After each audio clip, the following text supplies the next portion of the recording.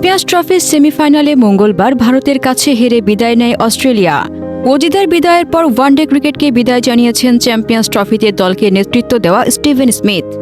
অস্ট্রেলিয়ার গণমাধ্যম জানিয়েছে, ম্যাচ হারের পরেই সতীর্থদের অবসরের কথা জানিয়ে দিয়েছেন তিনি। অস্ট্রেলিয়ার হয়ে ১৭০টি ওয়ানডে খেলেছেন স্মিথ, যেখানে ১২ সেঞ্চুরিতে তার রান ৫,৮০০। দুবাইয়ে মঙ্গলবার ভারতের বিপক্ষে ৯৬ বলে ৭৩ রানের ইনিংসটি তার ওয়ানডে ক্যারিয়ারের শেষ ছিল। ১২টি শতকের পাশাপাশি স্মিথ ৩৫টি অর্ধশতকও করেছেন।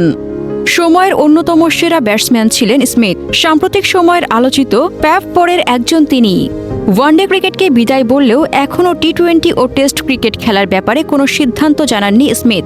ফলে ধরে নেওয়া যায় এখনও টেস্ট ও টি-২০ ক্রিকেট চালিয়ে যাবেন তিনি। মূলত তরুণদের সুযোগ করে দিতে ওয়ানডে থেকে অবসর নিয়েছেন স্মিথ।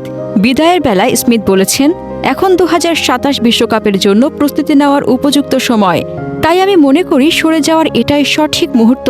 স্মিথ অস্ট্রেলিয়ার হয়ে ২টি ওয়ানডে বিশ্বকাপ, একটি করে টি-২০ বিশ্বকাপ ও বিশ্ব টেস্ট চ্যাম্পিয়নশিপ সহ অনেক ট্রফি জিতেছেন। এছাড়াও ২০১৫ সালে জিতেছেন আইসিসি বর্ষসেরা ক্রিকেটারের পুরস্কারও।